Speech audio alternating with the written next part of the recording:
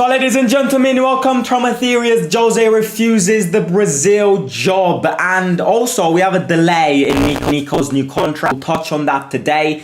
The enthusiasm after yesterday is at its peak. It's insane and all of that. Now, I'm reading the first comment, which says, "Don't be a pussy, son. Show us your 200 push-ups."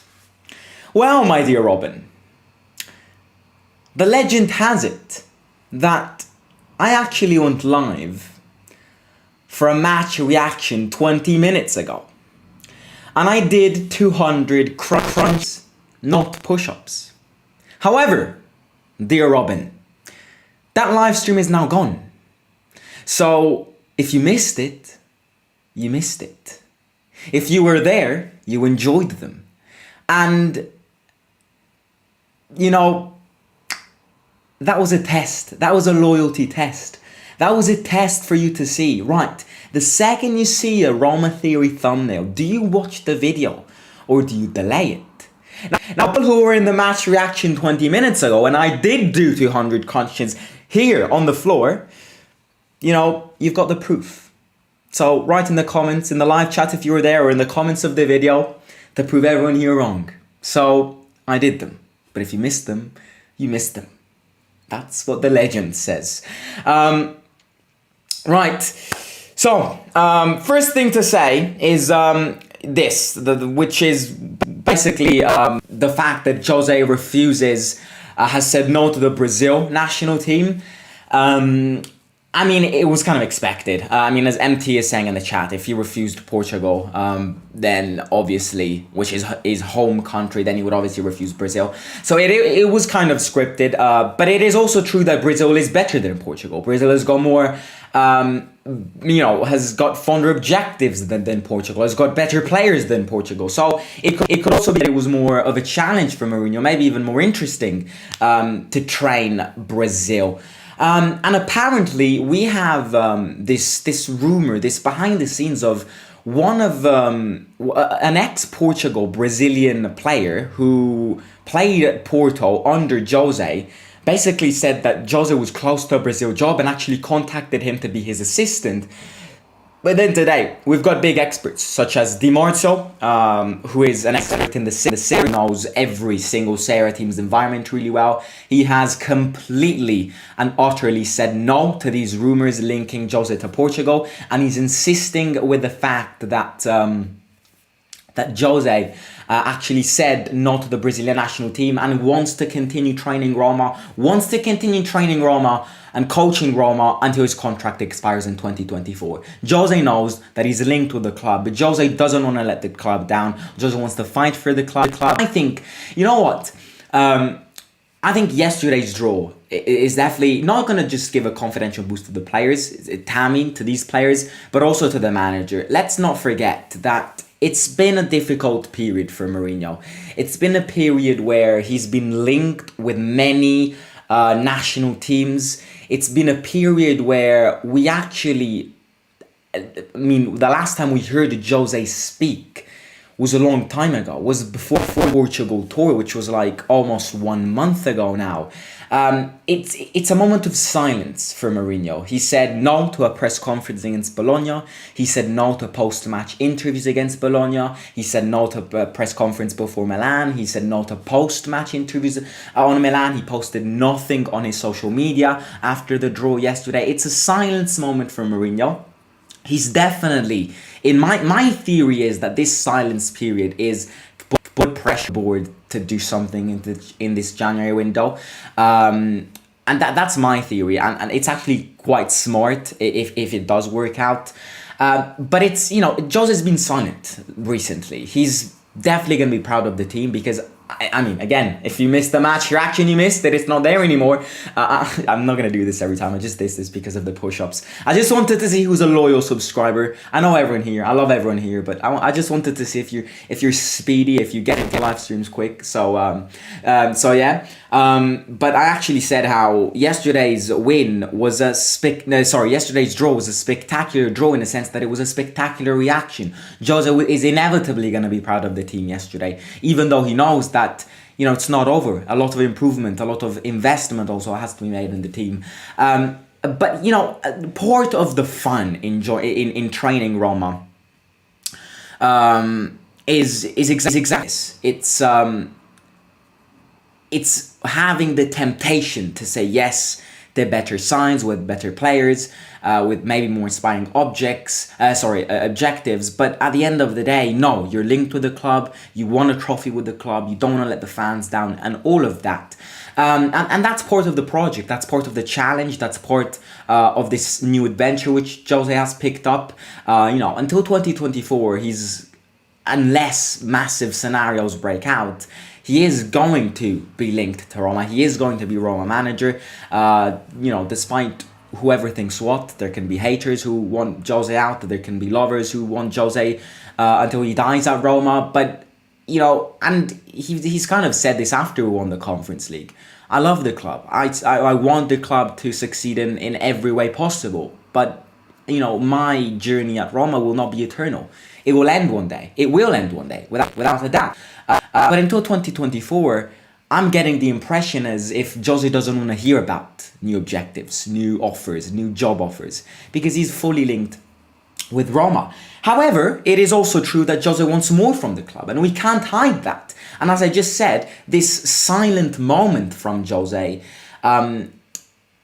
it could be argued it's not a protest, but kind of putting pressure on the board.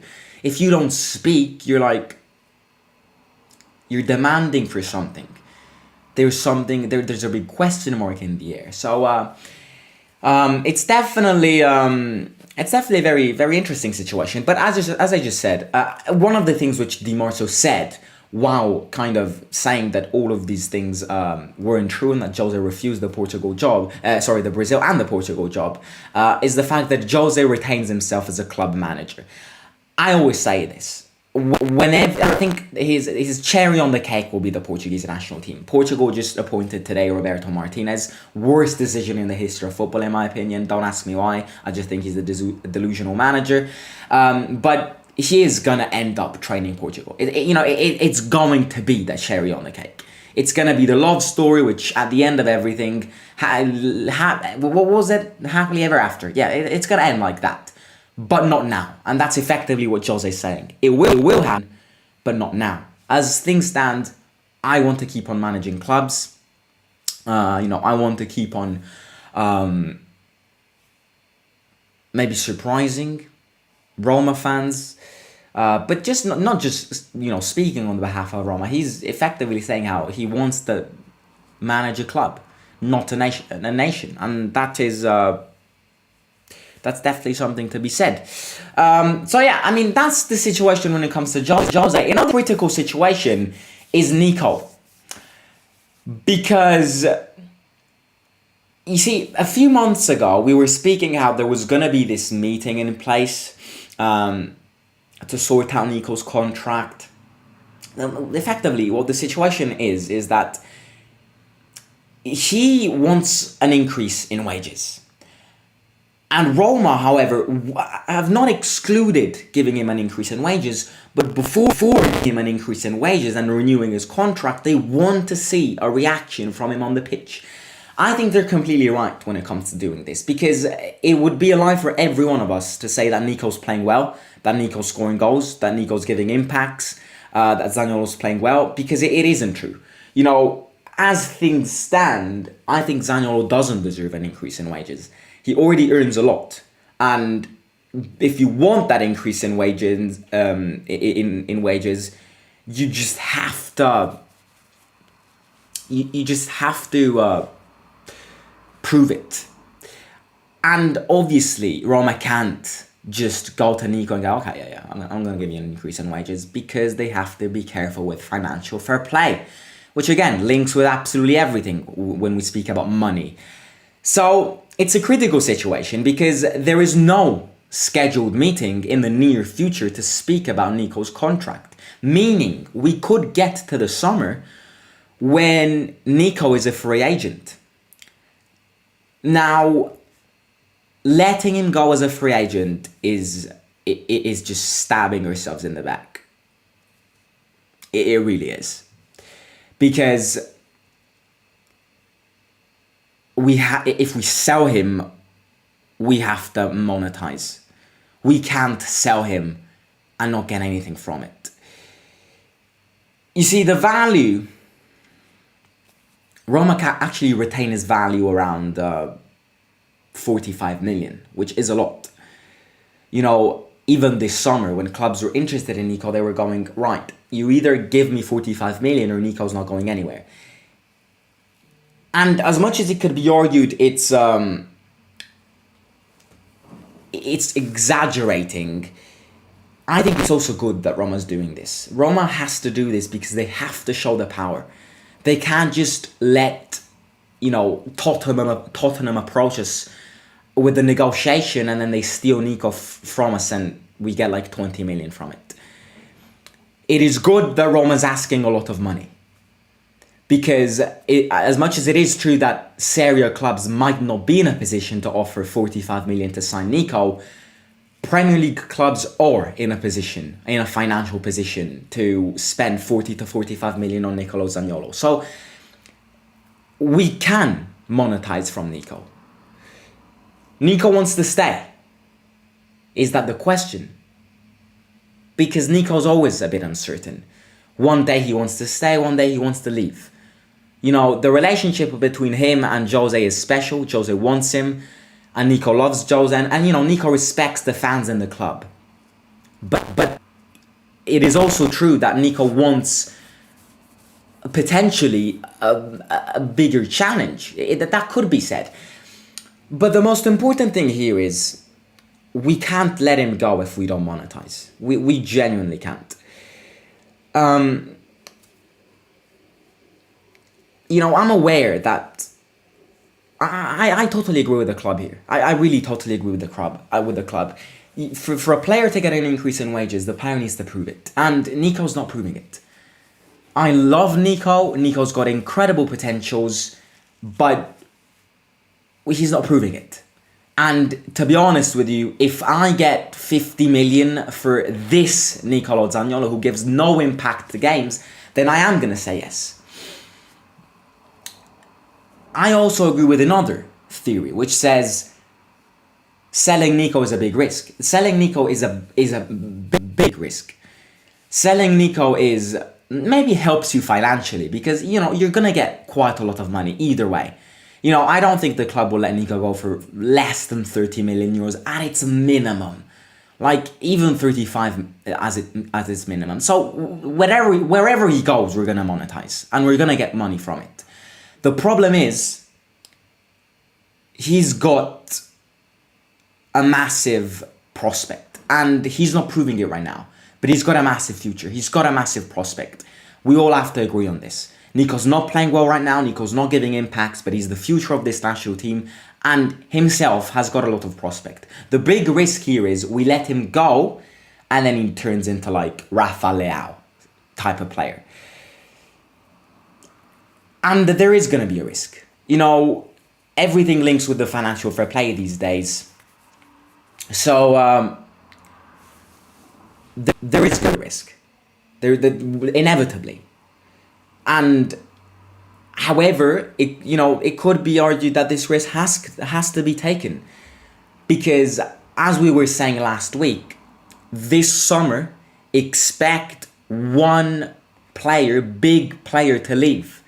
And as things stand, the 9th of January 2023, I would 100% agree with everyone who says that all of eyes are linking to Nico leaving this summer. That big player who I think has to leave, inevitably has to leave.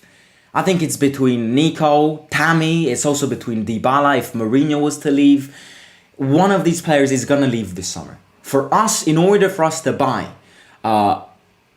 players like, for example, Zaha. I'm reading Zaha in the chat. If we want Zaha, we have to sell a big player. If we want to buy someone like Paulo Dybala this summer, we have to sell a big player. And as things stand, the 9th of January 2023, I definitely agree that all of the eyes are pointing to Nico leaving this summer. So I think Nico, these next months are going to be crucial because he either turns up to games, he either gives an impact to games, or I would myself think about selling him to get 40, 45 million from it. 40 to 45 million would be a lot. Would be a lot. It would massively help to eliminate all of the debts we have. I hope it's not. I hope if we were to sell him, we wouldn't just use the money to, eliminate the debts and stuff. We'd also have to spend money. But the second we eliminate the debts, things are gonna get easier. It's all about the critical situation now is financial fair play. It's all about that. And I've seen people wanting the club to invest more. I myself want the club to invest more. I myself want the club to get players. But I'm going to say it for the millionth time because I still think people don't get this. Roma have got a lot of depths with UEFA when it comes to the financial fair play topic. Roma, the Fredkins and Thiago Pinto are in no close position to be spending millions of money. I wish we could get Fratesi. I wish we could get both Awar and Fratesi. I wish we could get Awar, Fratesi and Abubakar just in this January window. I wish too. I'm not saying that the investment is poor just because I like the word financial fair play. I'm saying, and I'm using the term financial fair play because it's affecting us. Bring back Raja, says Nuno. Yeah, but Raja's not the same. I love Raja. I grew up with Raja, midfielder fighting onto every ball, but he's not the same. We need someone with Raja's personality, though. Simon, you haven't done the 2 challenge. It was 200 push-ups, not crunches. You look at me right now. I don't know what I was thinking when I said 200 push-ups. I tried, and I was literally about to faint.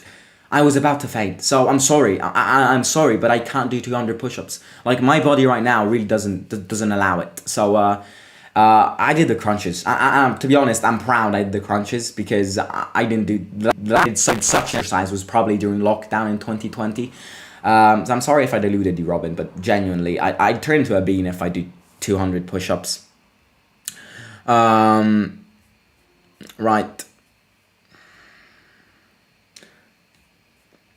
How did the exam go? Thank you for asking, Sylvie. It went well. There were a few really tough questions. Wow.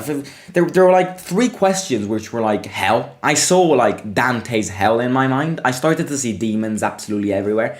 I was like, how am I supposed to do this?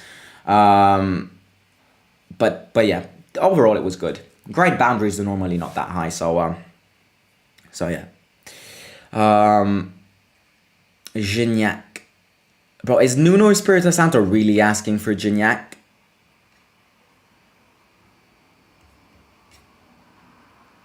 I think it's just delusional to think that some dumbass team is going to buy Zaniolo for 40 million plus. I totally agree with, but I think it would also be a massive mistake for us to sell Nico for like 20 million euros. If I have to sell Nico for 20 million euros, I genuinely wouldn't sell Nico. I would keep Nico even if he keeps on playing like this. Because let's not forget, the club spent 14 million euros just to sign Eldar Shomurodov.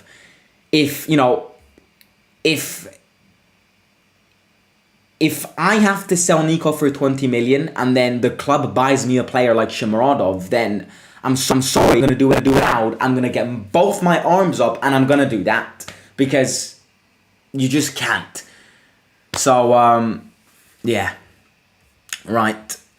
Zaha was interested last summer transfer, but Palace wouldn't let him go. Zaha is a player which I'd love.